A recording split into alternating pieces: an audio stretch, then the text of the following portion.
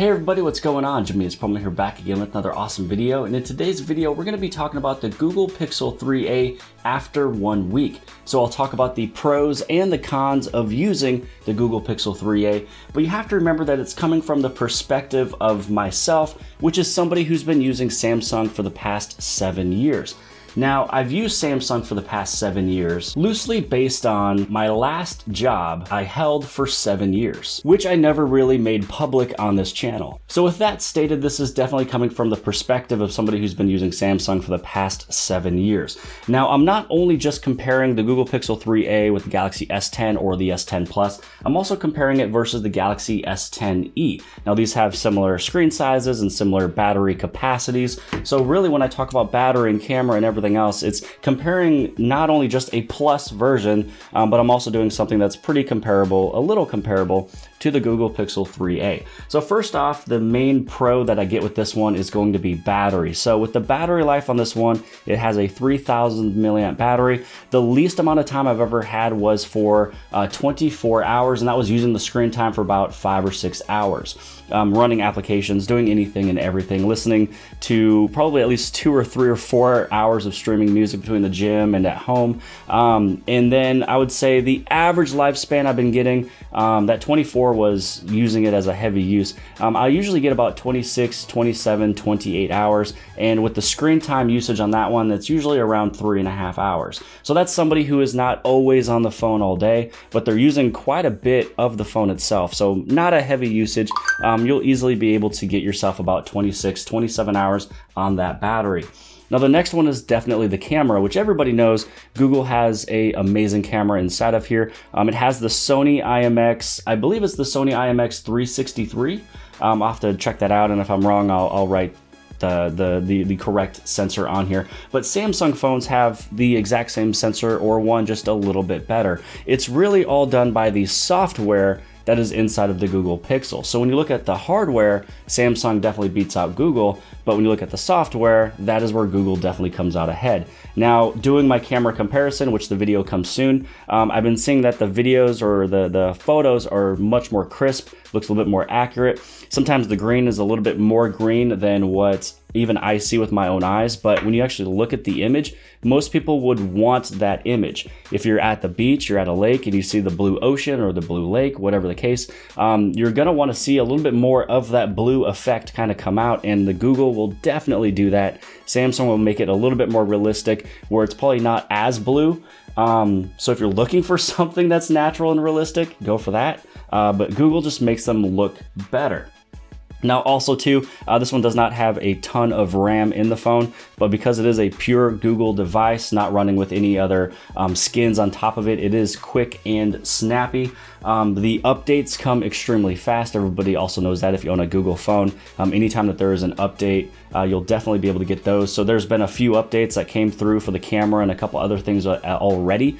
If I was on the Samsung phone, it would take a little bit longer, even though those updates were particular to the Pixel devices.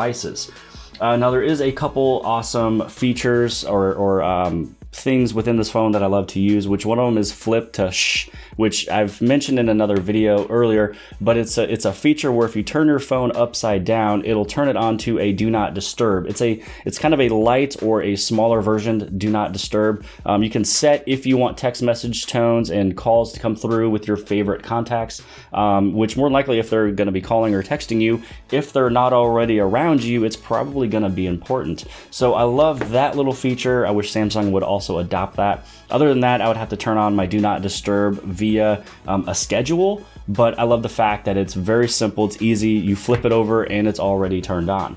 Now the other thing I love about it is the squeeze to assistant. So basically when I squeeze on the bottom half of the phone, it'll open up assistant for me to ask it questions, to see where's the nearest restaurant or what time is it, or open up this application, or really anything. But I also know Samsung can do that as well. So if we go inside of the Samsung diagnostic menu, inside of here, you can see where it says grip sensor. And so inside of here, it's basically able to go through, and if I'm, pressing it or releasing it, I know that the sides, there is sensors on there that would be able to work with the fact, also if they would probably test it just a little bit more, but I know that they would also be able to do that. So that's probably a patent thing that they're not really able to use that whole squeeze the bottom and open up an assistant, but I know that it's there. I know that there's grip sensors, and they should be able to also take advantage of that as well. Now, the other thing that I do like about the Google Pixel 3a is that the volume rocker is on the right-hand side. So when I'm holding onto the phone, I have my power button. I've also got the volume rocker to turn things up and down. So I like the fact that I got accustomed to that. I use this thing for the full entire week. This is my first time picking up the Galaxy S10 Plus again, other than shooting those videos. So I was not in any type of use of this phone. But this just seems so natural right here. Hitting the volume rocker where my right hand is, which is where, you know, most of people are right-handed, and it's also just right next to the power button, so you kind of have just everything right there. So I'd have to go all the way to the edge and hit the volume rocker on this side, which it's okay, I got used to that, but I really love the fact that it's on the right-hand side. So I would say that if they were to move over the volume rocker over here, and also get rid of that Bixby button that is on the side of the Samsung phones and put it into that whole squeeze thing. Those are a couple things that Samsung can definitely do and take advantage of as well. Not only based on my last video of what they should take advantage of, there's a lot of things they could do. Now we're going into the cons of the Google Pixel 3a. So everything there was the pros. The cons is it's just not bright enough. So when it comes down to going outside, it is pretty much game over. So it was super sunny yesterday and the day before and the day before and the day before that. And every time I walked outside, I had to try to kind of maneuver and put my hand in shadow the phone, which I've never done for many years. The Samsung phones brightness, the nits are much brighter. Now I know that Samsung, with a teardown of the Google Pixel 3a, Samsung makes the displays of the OLED of the Google Pixel 3a devices.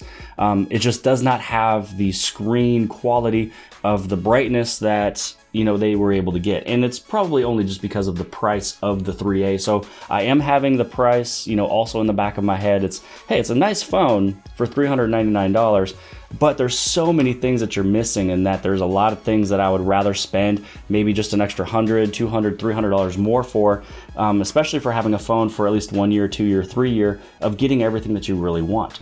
So the first con is going to be that it's not bright enough. Also, the back button is really annoying on the Google Pixel 3a. So on the Samsung phone here, you know, I got my home button, I've also got my back button, the recent apps. I mean, it's just really easy. And this was actually done with Good Lock 2019. So even if Google had an application that you're able to just simply modify your navigation button on the bottom, that would be awesome. Because when you're inside of here, let's say that we go into YouTube. The back button is on the left-hand side. For me, I'm a right-handed type of a person. That back button naturally should be here. So I always have to move over to the left-hand side, which I think is just annoying. So that's one thing that I wish that they were able to change. I do understand that there's other launchers and there's things that you can change, but I'm talking about whatever comes stock on the Google Pixel 3a versus what comes stock on Samsung, and then just a little added application. Even if this application of Good Lock 2019 wasn't there, it still goes recents, home, and back. And even through the settings, you can still switch that if you wanted to, if you want your back button on the left-hand side. So I like the option that you're able to make a change, and I feel like any phone should be able to do that. Also too, clearing of the apps, it takes forever. So on the Samsung phone, when you hit on your home button, or let's just say the recent apps, you hit on clear all, that's it. It's right there. I don't have to scroll. On this phone over here though, I have to swipe up, and then not only do I have to just you just have to go on, and then you finally hit clear all. So if I was to make any changes with the Google Pixel 3a with the clear all, put it on the right side, and it doesn't have to show right away. The moment that I lift up, if I just have to swipe over just like a tiny bit just for the clear all to show up, that'd be fantastic. But if you have 10 or 15 applications opened up, you have to scroll all the way over just to do clear all, which is, it's kind of ironic. You're trying to clear everything because you have a lot of applications, but in order for you to clear it, you have to scroll through all of them. So for me, that's a little bit ironic. Also, there's no wireless charging, and there's also no Samsung Pay. I didn't notice how often I used wireless charging. I mean, it's it's everywhere. I don't know if you can see this puck, but wireless charging is set up everywhere throughout this entire house. I also use Samsung Pay every single day when I'm making my purchases. I use Samsung Pay every single time I go into the gym. I show off my card. I use Samsung Pay with any other locations I go to, the local pool, things like that. There's applications that I could use. I mean, you have Google Pay, but it's not working everywhere. It's NFC, just like Apple Pay doesn't work everywhere. And then you have to download a different application to get like Keyring to show off all of your membership cards everywhere. It's just, there's no wireless charging, there's no Samsung Pay. And really when you own a flagship Samsung phone and you get used to it, these are the things that you will also notice that you will miss if you get out of a Samsung phone. Now the next one has to deal with the size. Now I did not have a option of changing or choosing if I wanted the Google Pixel 3a or the 3a XL. Now I do have the Galaxy S10e. I mean, it's a great phone. I would use it if I have to, you know, it's a smaller price point. But the screen size for me, I'm just used to a larger screen. I love the Galaxy Note series. I always have the Plus version of any other Samsung S phone. So for the Google Pixel 3a, I'm not really gonna use this one totally against it because there is a XL version. But Google, if you're watching this video, definitely shoot me over the larger version next time. I'm more of a larger screen type of a guy than something smaller. So I would probably use it a little bit more if it was a larger phone, but because it's smaller, I would rather resort into a larger phone watching videos and movies and text messaging and things like that. Also too, when I shoot a video on the Google Pixel 3a, everything goes into the Google Photos application. There's no stock application made or gallery made for any of those videos and pictures. I do like the fact that on the Samsung phone, they all go into Google Photos, but they also have a gallery application. And within the gallery application, let's say I shoot a video, I'm able to zoom in. Now, the other day I shot a video, and a lot of times when you shoot videos, sometimes you zoom in a little bit as you're watching the video. You cannot do that on the Google Pixel 3a, and if I'm wrong, write a comment below the video, let me know how. But I'm just talking about what is already given to us, stock-wise. And Google Photos is what they also want you to use as stock. And in Samsung phones, they want you to back up your photos in Google Photo, but the gallery is what is stock and what they usually want you to use. Also, the application tray is a little too low. So overhead over here, let me show you. In order for me to open up my application tray on the Samsung phone, I can swipe up anywhere. I love that. You can hold the phone anywhere you want. Your application pops up, as well as if I swipe down, I get my notifications panel and also the quick settings. Now over here though, none of that happens. With this one, you'd have to go all the way to the bottom and you swipe it up in order for your application tray to come. So that is a little annoying because that means that you have to almost kind of look at your phone, get a feeling for your phone to know exactly where you have to pull it up from. Also too, with the notifications panel, you have to go all the way to the very top to pull it down. On the Samsung phone, you can do it anywhere and everywhere, and it's through a normal simple setting that is built into the phone. And also too, this application tray, in terms of the quick settings, it just looks dated.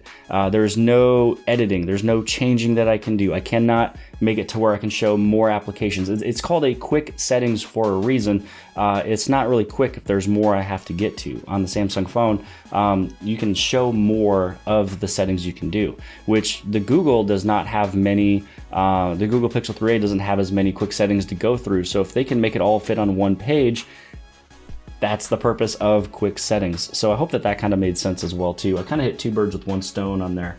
But basically their quick settings look dated versus what you're able to do on a Samsung product.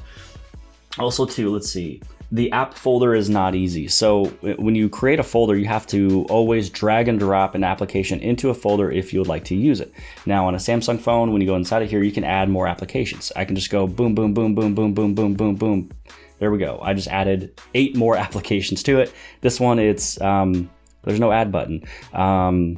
I mean, I like how it looks. I mean, the way it looks pretty cool. It looks a little bit cooler than what Samsung has going on over here, you know, with it being circular, and then they're all kind of hidden, and this one kind of shows a lot more. But the application, the customization of the home screens is a little limited. Now, it's not the biggest gripe that I have. I just kind of wished that when I was downloading all my applications back to the Google Pixel 3a, I always add in like 5 or 6 or 7 apps right away into one folder, which is my everyday folder. And that one I had to do manually by swiping all of them into there. Also too, there's no facial recognition. I love the fact that on the Samsung phones, you're able to do facial recognition, even on the, the Galaxy S10e. Again, we're looking at the price. I understand the price, but because there is no facial recognition, there's no real easy way to unlock a phone when it's just kind of sitting down like this. On the Samsung Galaxy S10 series, you have the fingerprint sensor inside of the screen. So with my phone sitting down, I'm not able to unlock it extremely fast and easy. So if you're a truck driver and your phone is always up on a little mount, basically in order for you to have your phone unlock easy, you have to turn on the smart lock. So when you're connected to a Bluetooth in your car or a Bluetooth headset, it's not going to lock down for you. So then you don't always have to keep on going behind your little mount in the truck to unlock it or typing in your unlock code. And then also it's the restricted screenshot. So this is my last one because I bunched a couple of these cons together. The restricted screenshot, what I mean by that is when you take a screenshot on the Google Pixel 3a, it does not allow you to scroll more. Now, sometimes, like when I'm looking at the upcoming soccer games and soccer practices for my son, on my Samsung phone, I was able to take one screenshot and hit show more. And so I got a little bit more of an image to get more of these practices and games. But on this one, I had to do 2 or 3 screenshots just to send it to one person of what is kind of upcoming. Now, I did notice that quite a few of the things that I did like about the Samsung phones is built within the Samsung skin, so the Samsung Experience Home. Now, the Google Pixel 3a, all the Google phones are built on just pure Android.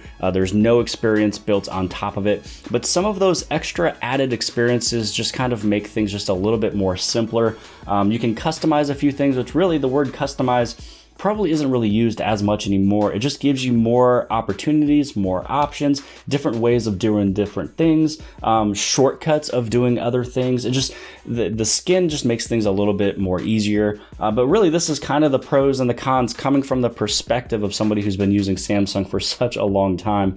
My end comments on the Google Pixel 3a, I love the phone. It's fantastic. For a $399, you really can't beat it. Even the Galaxy S10e is like $280 more. So really, like, if you don't need everything, if you just want a basic smartphone that has a really good battery, a really good camera, and you get updates really quick, that's really pretty much about it. But if you're looking for an experience just a little bit more than that, and if you're able to come up with just a couple extra $100 that you would be using for the next couple years, people are not updating phones or upgrading phones every year anymore. They're not jumping every 6 months. Really what it is people are holding onto the phones longer and longer. People are holding onto them they've been holding on to them for about 2 or 3 years. So you might as well spend just a little bit more, getting a little bit more out of your experience. Same thing when you're looking for a vehicle. You're not going to just buy something for, let's say $10,000. If it doesn't have everything that you're really looking for and you find one for $15,000, you spend just a little bit more, but you get everything out of the use and you're holding onto that car for quite a long time. So maybe that was a bad analogy, but other than that, this was my experience. It really needs to have a brighter screen. I'm missing the wireless charging. I love the camera, I love the battery, but there's just a little bit more cons going on versus pros. For the pros, there's 1, 2, 3, 4, 5, 6, 7. For the cons, there was 1, 2, 3, 4, 5, 6, 7, 8, 9, 10, 11, 12. And that was just the ones that stuck out of my head right away when I was just jotting them down. I'm sure there's a few more small nitpicky things I can find, but I'm not doing nitpicky. I'm really going off the things that I really did miss throughout the entire week. But I hope you guys have liked this video. If you guys did, please give this thing a huge thumbs up. Hit on that subscribe button, that little red button on the very bottom left-hand side. Share this video with your friends and family and social media sites, and I'll see you guys later.